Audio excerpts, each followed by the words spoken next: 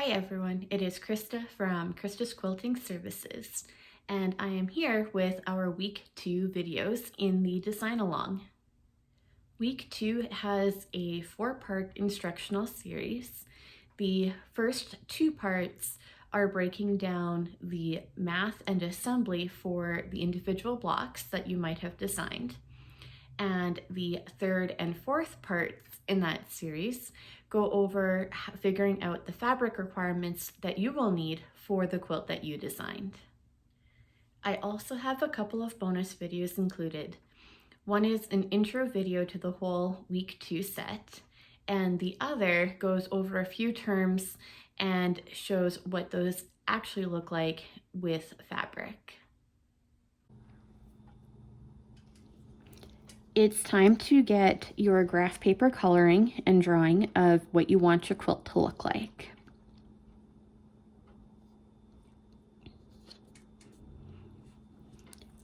When you have it in front of you, you can take a look at what shape you've formed in here. So in this one, my blocks together, the ones that I had created earlier that sort of had that bow tie shape to them.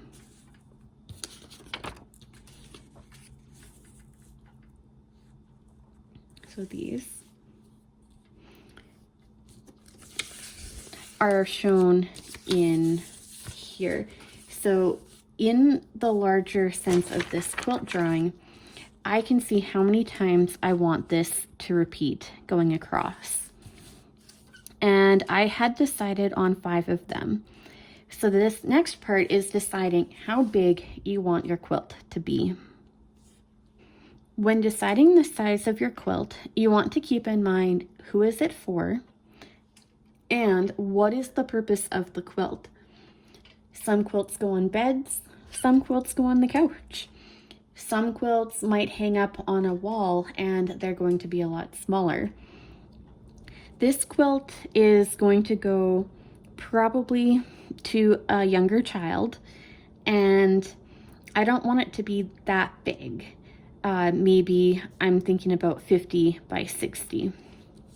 So what that does for me is now I know that each of these units together is going to finish at 10 inches.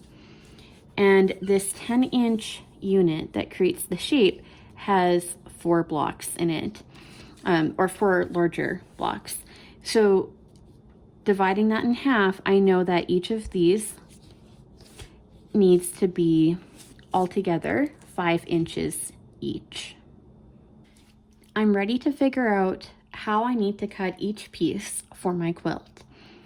I erased out a little bit of my coloring here so that way I could write my quilt math here on the top where it's visible within the rest of the color design.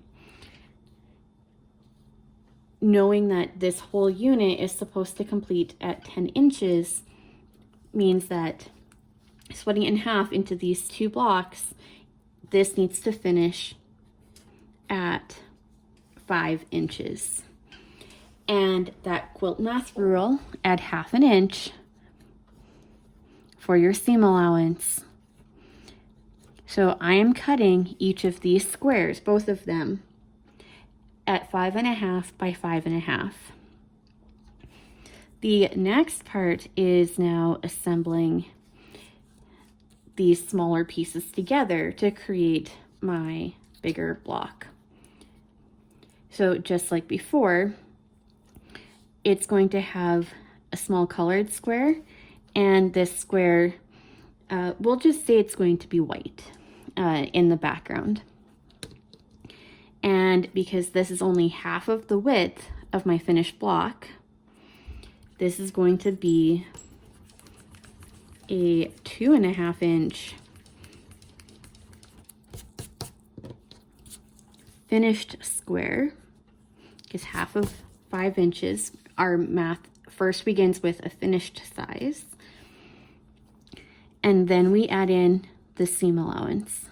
So adding in that 1/2 inch, which means my small blocks So this one, this one, this one, and this one, they are all going to be cut at 3 inches.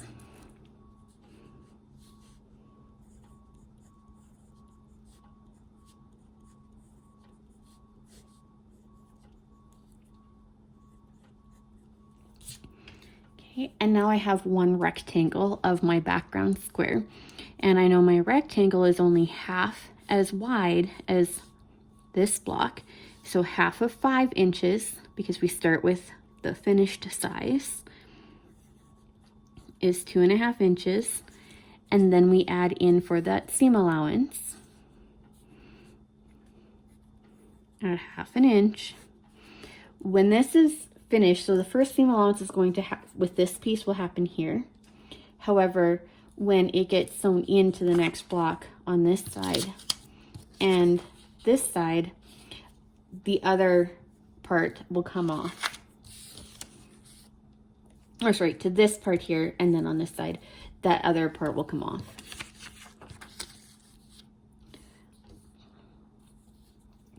So this is going to be a 3-inch width, and it's the full length of this one. So we start with the finished size first, add 1/2 inch for your seam allowance, which means you're going to cut this block at 5.5 inches long.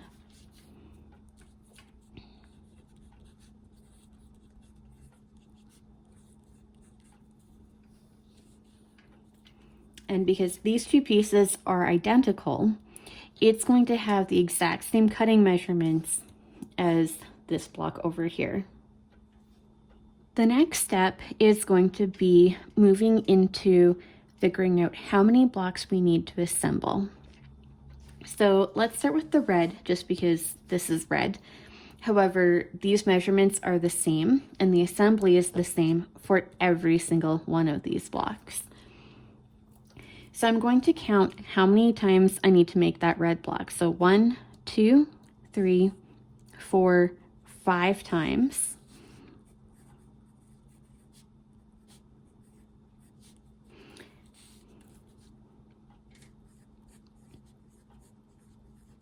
Okay, or maybe I'm gonna call it a set, 5 sets. Just because each set color is really a combination of 4, or what we've been calling 4 blocks put together. And each of these other blocks that have smaller pieces in them, we've been referring to them as subunits to create the block. So you're going to need that red 5 times. The next thing to know, and actually let's just do a quick count, because if I need each color the same number of times, I only need to figure out how much fabric I need for one color, because it will be the same for all of the colors.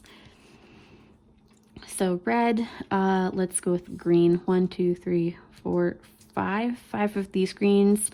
5, 2, 3, 4, 5 of those greens. 1, 2, 3, 4, 5 of the dark blue. 1, 2, 3, 4, 5. 5 of the light blue. And orange. 1, 2, 3, 4, 5. So each one repeats 5 times all the way through. So I'm just going to say now 5 sets of each color.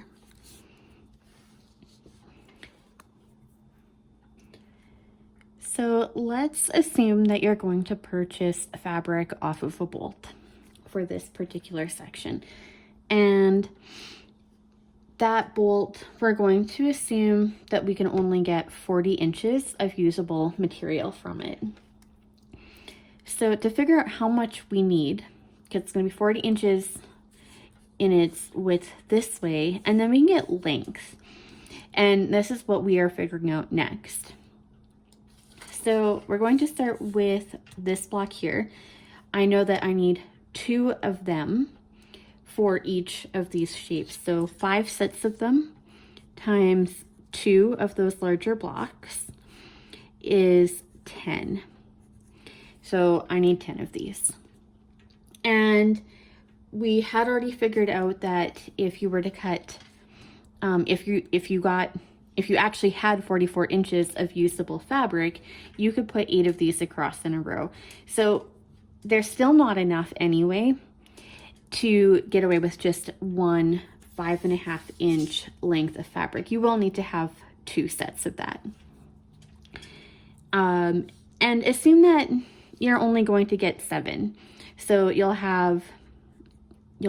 cut 7 out of one length of fabric, and you'll need to cut yourself one more strip so you can get your last 3 out of there. And each of these length of fabric cuts are going to be 5.5 inches. So a 5.5 inch cut times 2 of them, because you will need 2 rows or two strips, is 11 inches of fabric. So that's kind of your first amount that you need. The next amount we need to calculate are for the smaller squares of color. And we know that we need to cut 3 inches of that amount. And there's 2 of them per set. So same thing, you'll need 10 cuts. And 10 cuts times 3 inches. So 10 times 3 inch squares is 30 inches. So you're not even going to use a full strip to get these smaller pieces here. So you know that you only need to add in a 3 inch strip. So 11 inches for 2 5.5 inch strips plus 3 inches for your smaller squares, a 3 inch strip, equals 14 inches of length of fabric. You don't want to just stop here though. If you make a bad cut when cutting a strip, you might be able to salvage some of that fabric depending on how you made what your error was. If you cut it too big, you can always recut it smaller. However, if you cut it too small for say this strip, then you can repurpose that for your 3 inch cut. However, you've still ended up with a little bit of fabric that's being kind of wasted or left over. So when I'm calculating how much fabric I need, I always add 1 extra strip. So I'm going to add 1 more 3 inch strip and 1 more 5.5 inch strip. And that will get me 22.5 inches. And sometimes from there, then I just round it up to 23 inches. It's just an easier number to work with and to have them cut for you at the store. Each of your color sets is going to have the same material needs. So you'll choose 6 different fabrics and you'll just request a 23 inch cut for all 6 of those. Let's figure out our needs for the white background fabric. Looking at this first smaller square, I know it's the same as my one red color. I'm going to need exactly this same amount as in white as I did for that red. So 1 strip of 3 inches in white.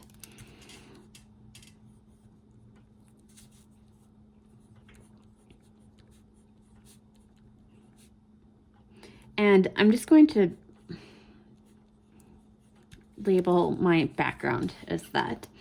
So, and I need 10 of these, just as I did for the red ones.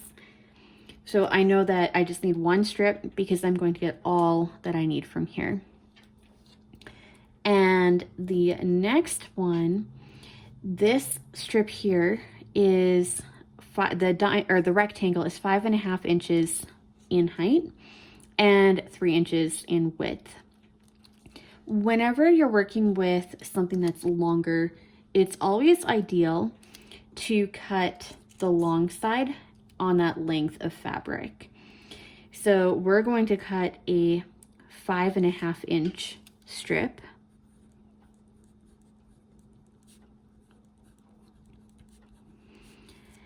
And we need the same number of these as we did these white ones here. So there's only 10 of these units.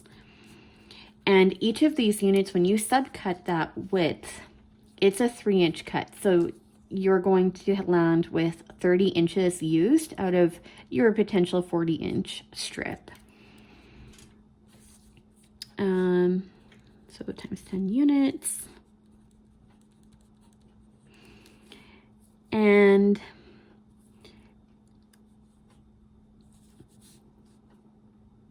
ten 3-inch units. So you're going to get, that's your strip out of your width, and this is the height of your strip. So these two numbers here we can add up. So you've got a 3-inch strip being cut into 3x3s added to the 5.5 strip, 5.5 inch length for here to here, and you're going to cut this out 10 times from your 44-inch fabric or 40-inch fabric, which will leave you with 30 inches used up. So that is altogether 8.5 inches for one color set.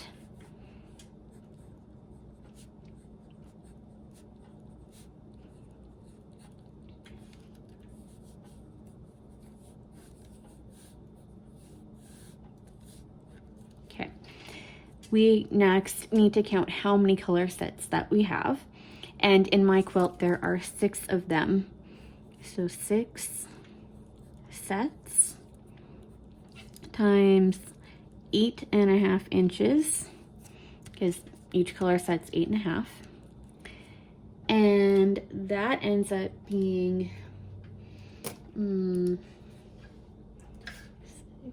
times, just grabbing that calculator. It ends up being 51 inches.